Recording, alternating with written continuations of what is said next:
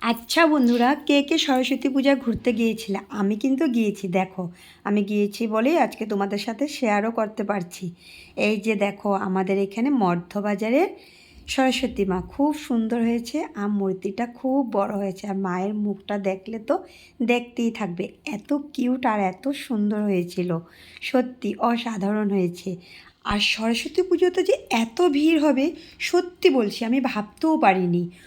পুজোতে যাওয়ার পরে দেখলাম এত ভিড় হয়েছে, খুব ভালো লেগেছে। ভিড় না হলে তো ভালো লাগবে না। আর এত সুন্দর করে প্যান্ডেল বানিয়েছে, এত সুন্দর সাজিয়েছে, ভিড় না হলে কি হবে বলো? সবাই যদি না আসে, কার জন্য? সবার দেখার জন্য তো বানিয়েছে না। আর দেখো, এখানে আসার পর একটা জিনিস দেখতে পেলাম, এটা নতুন বানিয়েছে এবার, খুব ভালো লাগলো। এখনের যুগে যা যা চলছে তাই বানিয়েছে। এই যে দেখো, এখনের বাচ্চারা সব মোবাইল নিয়ে ব্যস্ত।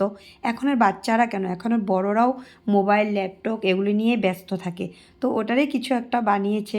আগে যেরকম ছোটোবেলা বাচ্চারা বিকেল হলে একজন একজনের বাড়িতে গিয়ে ডাকাডাকি শুরু হয়ে যেত, চল বিকেল হয়েছে খেলতে যাবি না মাঠে। এখন আর কিন্তু এই জিনিসটা নেই।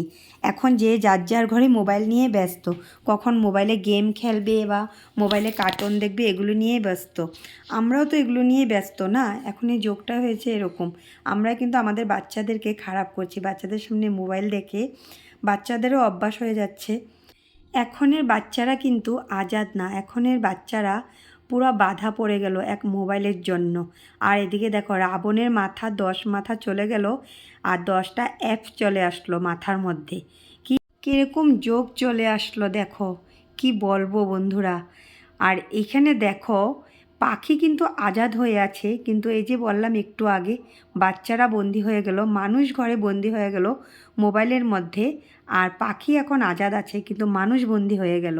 এটাই বুঝিয়ে দিল এখানটা বানিয়ে জিনিসগুলো। সত্যি খুব সুন্দর হয়েছে। ঘরে বসে থাকলে হয়তো এই জিনিসগুলো দেখতে পেতাম না, যাওয়ার পর দেখতে পেলাম, খুব ভালো লাগলো। আর তোমাদের কেমন লাগলো কমেন্টে জানাবে। বাই।